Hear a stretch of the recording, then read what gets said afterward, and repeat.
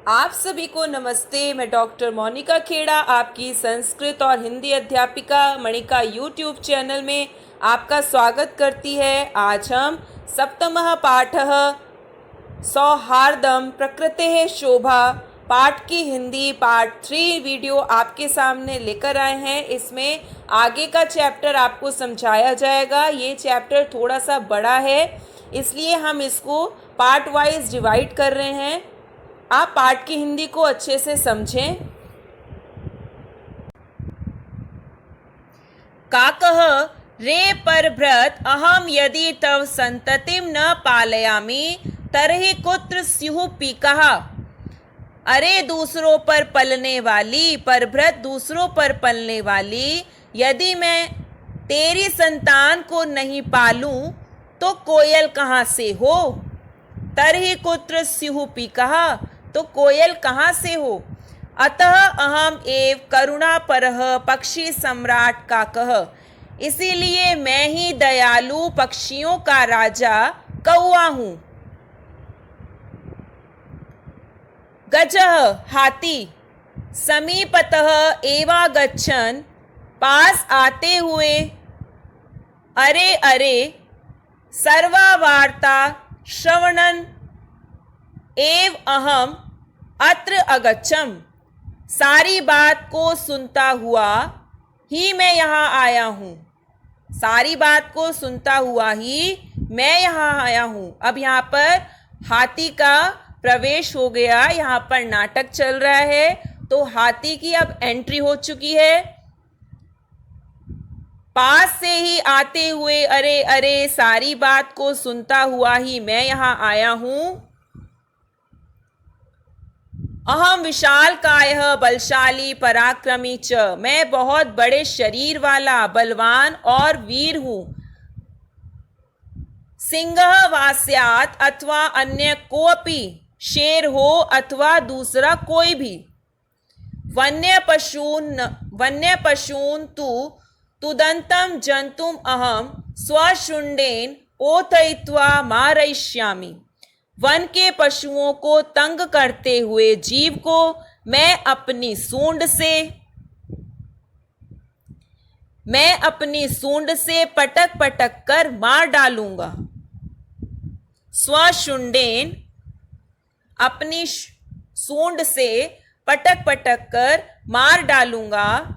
किमन्यः कोऽपि अस्ति एतादृशः पराक्रमी, क्या कोई दूसरा ऐसा वीर है। अतः अहम एव योग्य वनराज पदाय, इसलिए मैं ही वनराज के पद के लिए योग्य हूं। वानरः अरे अरे एवं वा, अरे अरे अथवा ऐसे। शीघ्रम एव गजस्य अपि पुच्छम विधूय वृक्षोपरि आरोहति, जल्दी से ही हाथी के भी पूंछ को मरोड़कर पेड़ के ऊपर चढ़ जाता है। कौन? बंदर। अरे अरे अथवा ऐसे, जल्दी से ही हाथी के भी पूंछ को मरोड़कर पेड़ के ऊपर चढ़ जाता है। गजः तं वृक्षम एव स्वशुण्डेन आलोडयितुम इच्छति, आलोडयितुम हिलाने में, स्वशुण्डेन अपनी सूंड से। हाथी उस पेड़ को ही अपनी सूंड से हिलाना चाहता है। परम वानरस्तु कूर्दित्वा अन्यम वृक्षम आरोहति, परंतु बंदर कूदकर दूसरे वृक्ष पर चढ़ जाता है। एवं गजम वृक्षात् वृक्षम प्रति धावंतम दृष्ट्वा सिंहः अपि हसति वदति च, इस प्रकार हाथी को एक वृक्ष से दूसरे वृक्ष की ओर दौड़ते हुए देखकर शेर भी हंसता है। धावंतम दृष्ट्वा, दौड़ते हुए देखकर, यहाँ पर क्षत्रि प्रत्यय लगा हुआ है। दौड़ते हुए देखकर सिंह भी हंसता है और कहता है, वदति कहता है, सिंहः भौ गजः, अरे हाथी, मामप्येवमेवा तुदन एते वानरः, मुझको भी इन बंदरों ने ऐसे ही तंग किया था। वानरः एतस्मात् एव तु कथयामि यद्यहम् एव योग्यः वनराज पदाय येन विशालकायं पराक्रमिणम्।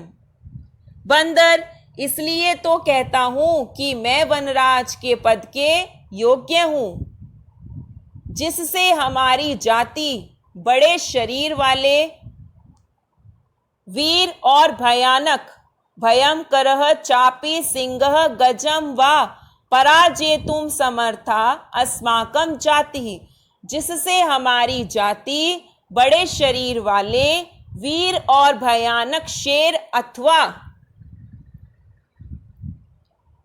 हाथी को भी हराने करने में समर्थ है, हाथी को भी पराजित करने में समर्थ है, हाथी को हराने में समर्थ है। अतः वन्य जंतूनां रक्षायै वयम एव क्षमः। अतः जंगल के जीवों की रक्षा के लिए मैं ही, यानी कि रक्षा के लिए वयम, वयम का मतलब हम ही समर्थ हैं, हम ही योग्य हैं। बंदर का डायलॉग एक बार और देख लें आप।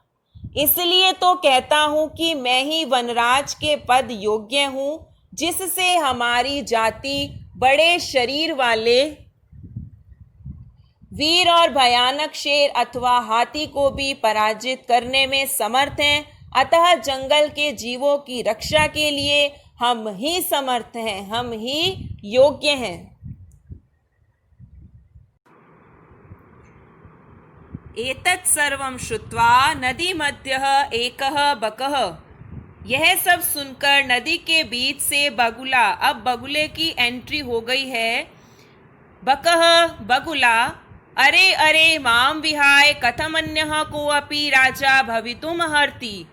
अरे अरे, मुझको छोड़कर कैसे दूसरा कोई भी राजा हो सकता है। अहम तु शीतले जले बहुकाल पर्यन्तम अविचलः ध्यानमग्नः स्थित प्रज्ञ एव स्थित्वा सर्वेषां रक्षायाः उपायान् चिन्तयिष्यामि। मैं तो ठंडे जल में बहुत लंबे समय तक स्थिर ध्यान में मग्न योगी की तरह ठहरकर सबकी रक्षा के उपायों को सोचूंगा। योजनां निर्मीय च स्वसभायां विविध पदम अलम कुर्वाणहे जंतुभिश्च मिलित्वा रक्षोपायान क्रियान्वितान कारयिष्यामि। और योजना बनाकर अपनी सभा में अनेक पदों को सुशोभित करने वाले जीवों से मिलकर रक्षा के उपायों को कार्यान्वित करवाऊंगा। अतः अहमेव वनराज पद प्राप्तये योग्यः। इसलिए मैं ही जंगल के राजा के पद की प्राप्ति के योग्य हूँ। मयूरः, मोर, वृक्षोपरितः साट्टहास पूर्वकम, वृक्ष के ऊपर से अट्टहास पूर्वक, विरम विरम आत्मशलाघायः किम न जानासि यत्, अपनी प्रशंसा करने से रुको रुको, नहीं जानते हो कि, आत्मशलाघायः प्रशंसा, अपनी प्रशंसा करने से रुको रुको, नहीं जानते हो कि, यदि न स्यान्नरपतिः सम्यग् नेता ततः प्रजा अकर्णधारा जलधौ विप्लवेतेह नौरिव। जो नेता अच्छा राजा नहीं होता, उससे प्रजा कान तक के जल वाले समुद्र में डूबने वाली नौका की तरह इस संसार में डूब जाती है। यहाँ पर नरपति का मतलब है राजा, विप्लवेत का मतलब है डूब जाए, सम्यक नेता अच्छा नेता, जलधौ सागर में, इह इस संसार में, ततः उससे, और नहो नौका। जो नेता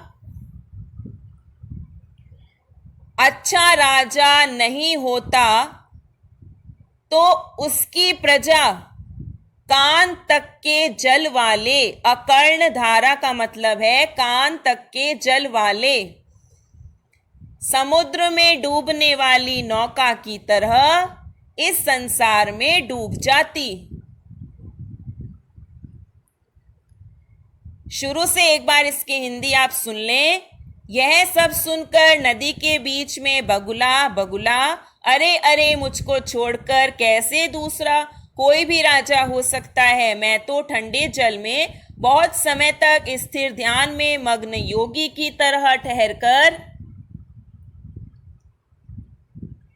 अपनी रक्षा के उपायों को सोचूंगा और योजना बनाकर अपनी सभा में अनेक पदों को सुशोभित करने वाले जीवों से मिलकर रक्षा के उपायों को कार्यान्वित कराऊंगा।